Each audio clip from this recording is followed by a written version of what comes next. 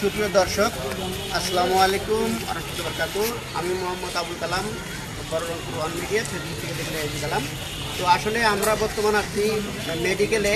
তো আপনারা জানেন আসলে মেডিকেলে ঢোকার জন্য 3টা গেট, তো 2টা গেট দিয়ে গাড়ি চলে আর একটা গেট দিয়ে কিন্তু সাধারণ পাবলিকরা চলাফেরা করে। আপনারা জানেন এই রোড দিয়ে প্রতিদিন হাজার হাজার লোক এই রোড দিয়েই চলাফেরা করে। তার কারণ হলো যে এই রোডটা হাঁটা পাওয়ার জন্য সুবিধা। আর সবথেকে বড় দুঃখের বিষয় হলো এই মেডিকেলের বাউন্ডারির ভিতরে একটা মসজিদ, যেটা নামাজখানা বলে, কিন্তু এত অবহেলিত। আমার মনে হয় যে বাংলাদেশের মধ্যে এত উন্নত একটা জায়গা, যেই জায়গাটার মধ্যে কোটিপতিরা বসবাস করে, সেরকম একটা জায়গার মধ্যে এরকম একটা অবহেলিত মসজিদ মেডিকেলের বাউন্ডারির ভিতরে থাকবে, এটা কিন্তু আসলে আমাদের চিন্তারও বাইরে। কিন্তু এই ধরনের ছোটো ছোটো মসজিদগুলি আসলে আমাদের নজরে আসে না, আমরা এই জিনিসগুলি নজরে রাখি না। কিন্তু আপনি যদি জানেন, বাংলাদেশের মধ্যে রংপুরের মধ্যে বৃহত্তম মেডিকেল হচ্ছে আমাদের রংপুর মেডিকেল।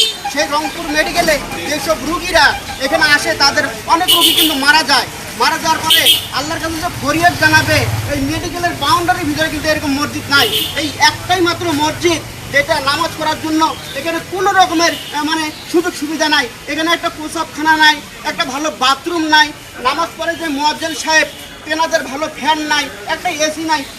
আমার মনে হয় বাংলাদেশের মধ্যে অত্যন্ত গ্রামেও এত নিম্নমানের মসজিদ নাই, যেই মসজিদটা আমাদের রংপুর মেডিকেলের গেটের সামনে।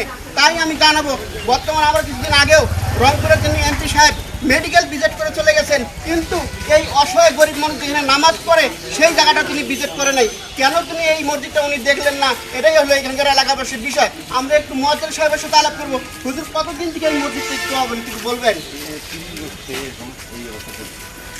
কাকা, আপনি তো নামাজ পড়লেন এখানে যে ওযুখানার সমস্যা, প্রসাবখানার সমস্যা, এটা কি একটু ভালো করলে ভালো হয় কিনা? এরকম ভালো হয়।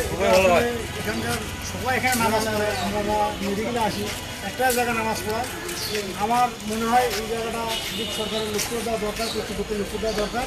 এই জায়গাটা উজুখানা, টয়লেট, মসজিদের সংস্কার করলে খুব ভালো হয় আমাদের জন্য। হ্যাঁ, আমি আশা করি কর্তৃপক্ষের এখন অবশ্যই এটা মেরামত করবে, মসজিদ উন্নয়ন করবে। জি, এখানে কিন্তু আপনারা দেখেন এই রোড দিয়ে হাজার হাজার লোক প্রতিদিন চলাফেরা করে।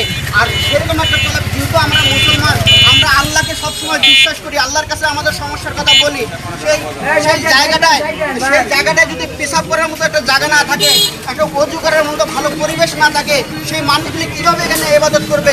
ইবাদতের মূল শর্ত হলো পবিত্রতা। সেই পবিত্রতা একটু রক্ষা হচ্ছে না, সেই কারণে ইবাদতটা আমাদের কী কবুল হবে? তাই আসুন যদি আমরা একটু মসজিদটা যদি ওনাদের দেখাই। মসজিদ আমার মনে হয় যে বাংলাদেশের প্রত্যন্ত অঞ্চলেও এরকম মসজিদ আপনি খুঁজে পাবেন না। দেখেন আমাদের এখানকার ওযুখানার কি অবস্থা। এই হলো ওযুখানা, যেখানে ওযু করার মতো পরিবেশ নাই। এই পরিবেশে কি ওযু করলে তার নামাজটা কি হবে? এটা আপনারাই একটু বলবেন। আবার যদি দেখি একটু প্রসাবখানা, এখানে দেখেন যেখানে মানুষ যে প্রসাব করবে, এই মেডিকেল মতো একটা জায়গা, সেই জায়গা আছে, কিন্তু পর্যাপ্ত জায়গা আছে, একটা ভালো মসজিদ করার মতো সুন্দর পরিবেশ জায়গা আছে, কিন্তু কর্তৃপক্ষ এই মসজিদটা করার জন্য উদাসীন। কেন এই মেডিকেলের ভিতরে এত সুন্দর একটা জায়গার মধ্যে একটা ভালো মসজিদ হবে না? এটাই আমাদের রংপুর প্রশাসনের কাছে দাবি। বর্তমান যিনি সিটি কর্পোরেশনের দায়িত্বে আছেন, তার কাছেও আমাদের দাবি।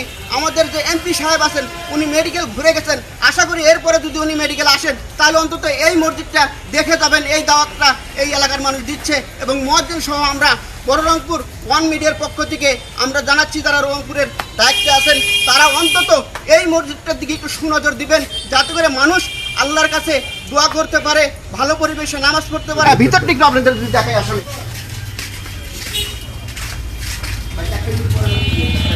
আপনি তো যদি একটু মসজিদের ভিতরে দেখাই, দেখেন এখন গরমের দিন, নাই একটা ভালো ফ্যান, নাই ঘরের চাল, বৃষ্টি হলে পানি পড়ে, মুসল্লিরা থাকতে পারে না, একটা এসি ব্যবস্থা নাই, ইমাম সাহেবকে খুতবা দিবে বা তার যে নামাজের জায়গাটা সেটাও সুন্দর না।